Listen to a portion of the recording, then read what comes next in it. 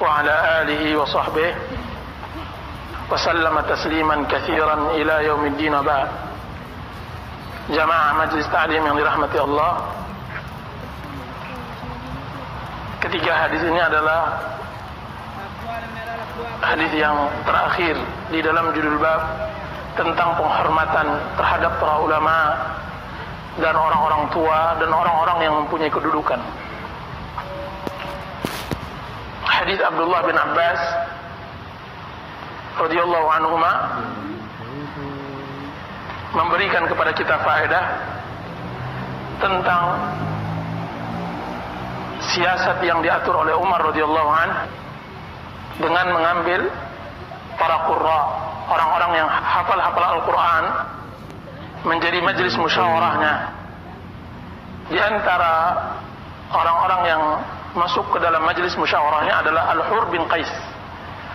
Al-Hur bin Qais menjadi salah seorang yang ditunjuk oleh Umar sebagai orang yang menjadi tempat musyawarah di khilafah Umar bin Khattab radhiyallahu anhu. Dan ini memberikan kita pemahaman bahwa yang memperbaiki seseorang tersebut adalah bitanah, kawan karibnya, kerabatnya. Rusaknya pemimpin, rusaknya amir karena bitanah juga. Pemimpin rusak karena mereka tidak mendapatkan teman yang jujur, orang yang baik, orang yang saleh. Sebagaimana yang disebutkan di dalam pepatah Arab, sadiquka man sadaqaka la man saddaqak. Sahabatmu adalah orang yang jujur bersamamu, tidak orang yang membenarkan semua ucapanmu. Inilah yang diajarkan oleh Rasulullah SAW di dalam setiap halnya. Bitanah, orang yang menjadi bitanah. Ya ayyuhalladzina amanu la tattakhidhu bitanatan. Hai orang-orang yang beriman, janganlah cari teman dekat orang-orang yang tidak saleh, menjadi penentu baiknya negara atau tidaknya negara. Bobroknya sebuah negara,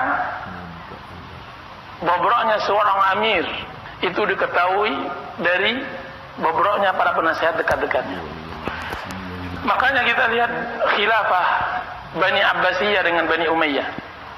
Hancurnya kerajaan Bani Umayyah dan juga hancurnya kerajaan Bani Abbasiyah karena kedua khilafah tersebut telah mengangkat orang-orang ajam menjadi penasihat-penasihat mereka. Bahkan di masa Bani Abbasiyah, orang-orang Turki Barmak itu mereka persilahkan untuk menjadi penasihat, bahkan menjadi perdana menteri yang hanya khalifah sebatas simbol saja. Rusaknya banyaknya pemerintahan Islam karena bitanah ini. Dan alangkah kita bangsa Indonesia sangat membutuhkan bitanah salihah daripada membutuhkan seorang politik saleh. Alangkah Indonesia zaman sekarang ini sangat membutuhkan teman-teman dan penasihat-penasihat amir, pemimpin, mulai dari gubernur, mulai dari presiden, mulai dari camat, mulai dari RT, RW, semuanya mempunyai bitanah orang-orang yang saleh daripada seorang politik yang saleh. Karena dengannya kebaikan hamba-hamba dan perbaikan bilad negara. Dengannya terperbaiki ibad dan bilad, sebagaimana disebutkan oleh para ulama.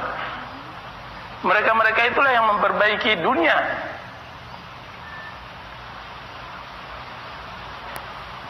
Telah menceritakan kepada kita seseorang yang kita anggap fiqah di dalam permasalahan ini, bahwa presiden kita dari banyak keputusan dan perintahnya hasil dari nasihat dari bitanah salihah ini, dari penasihat yang saleh.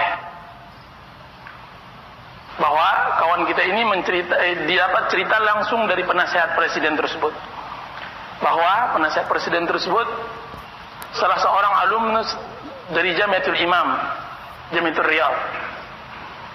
Dia yang pertama kali memperkenalkan kepada presiden kita tentang haramnya perdukunan. Bayangkan, di saat semua pemilihan pengangkatan di seluruh daerah semuanya bermain dukun, saudara kita ini menasihati presiden untuk tidak bermain dengan dukun. Lihat bagaimana dahulunya SMS tentang masalah usulan kepada presiden untuk penyembelihan 1000 ekor kambing.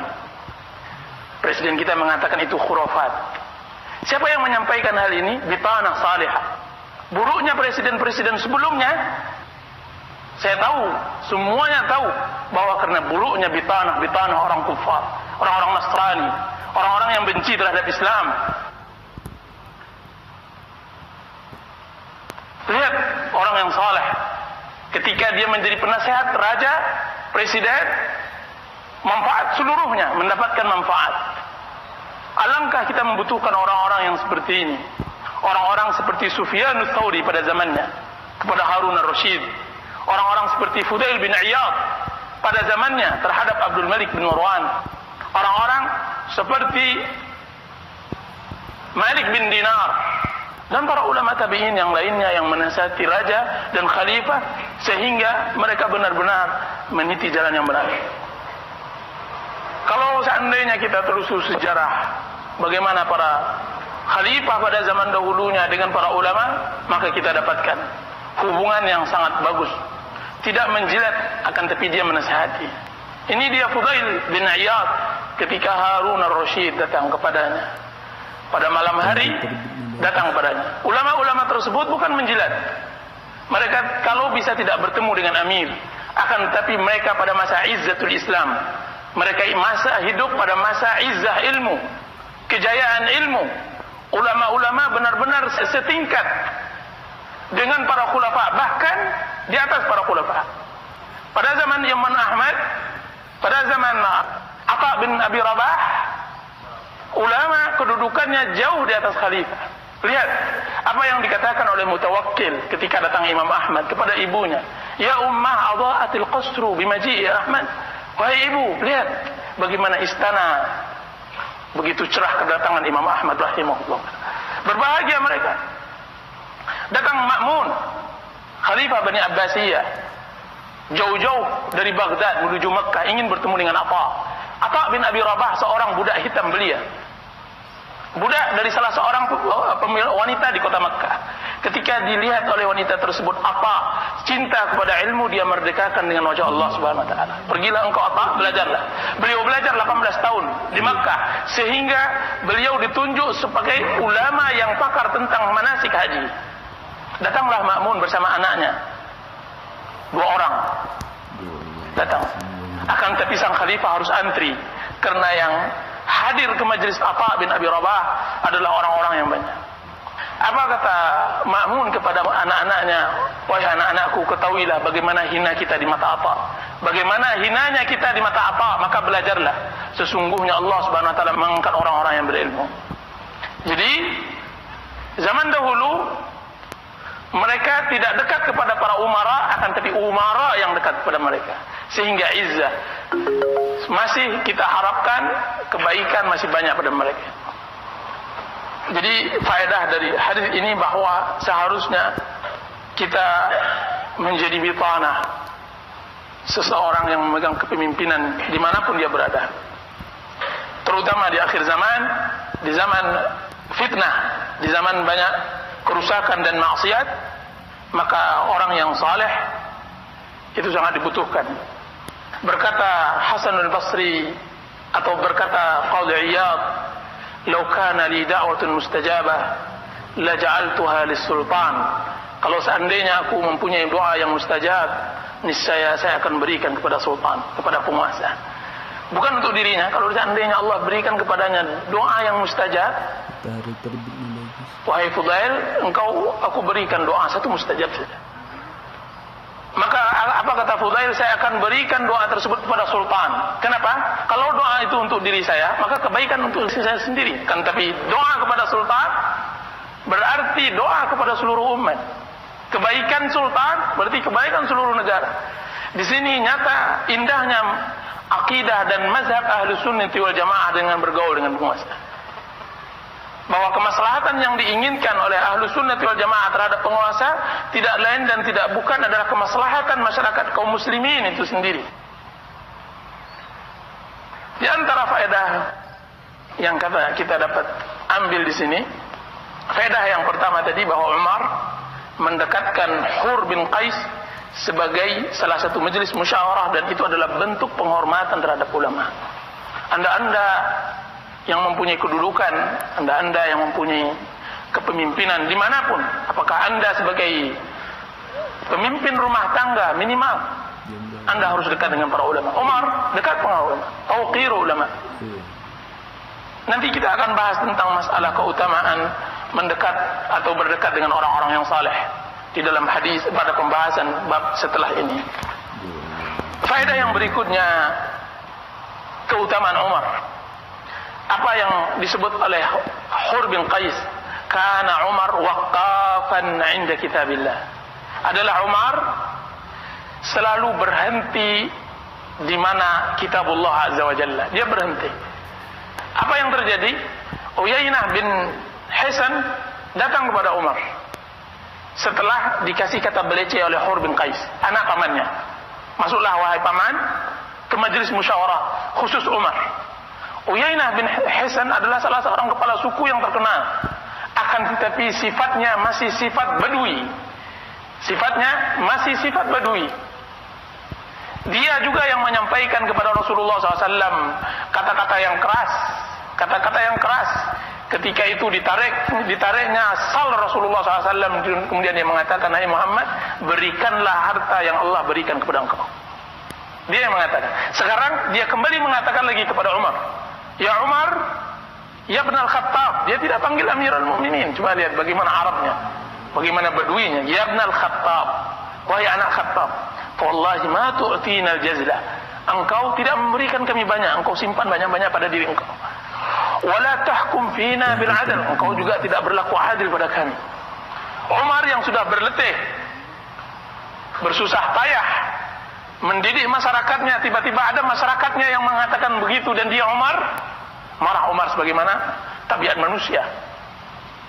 Akan tapi Hur bin Qais sebagai salah seorang yang menjadi ahli musyawarahnya mengatakan, "Ya Amirul Mukminin." Lihat bagaimana adab. "Ya Amirul Mukminin." Seorang khalifah ditenangkan oleh penengahnya, ahli musyawarahnya. "Ya Amirul Mukminin, innallaha ta'ala qala li nabiyyi." Sungguhnya Allah Subhanahu wa taala berkata kepada nabinya, "Khudhil afwa wa'mur bil 'urfi wa'rid 'anil jahilin." Ya Allah, ambillah maaf, kemudian perintahkanlah dengan baik, kemudian jauhilah orang-orang yang bodoh. Dan sesungguhnya orang ini orang bodoh. Apa kata Hur bin Qais? "Wallahi ma jawazaha Umar hina talaha alaihi." Demi Allah, Umar ketika dia dibacakan ayat Allah Subhanahu wa taala yang berlawanan dengan keadaan dan posisinya waktu itu, dia langsung berhenti. Wa kana Umar waqafan inda kitabillah. Dan Umar selalu berhenti di mana kitabullah azza wa jalla memberhentikannya. Ini sifat seorang mukmin, sifat seorang muslim yang taat kepada Allah Subhanahu wa taala, yang benar-benar mencintai Allah Subhanahu wa taala.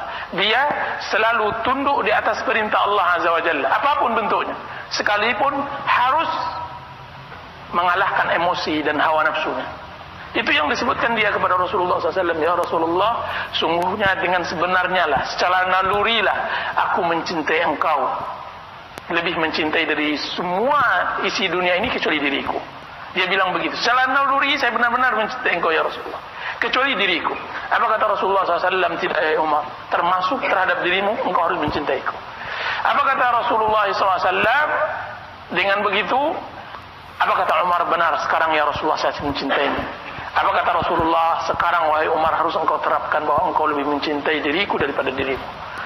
Jadi cinta kepada Allah, cinta kepada Rasulullah SAW harus terbuktikan dengan bahwa kita cinta kepada Allah dan Rasulnya, cinta kepada Al-Quran dan Hadis.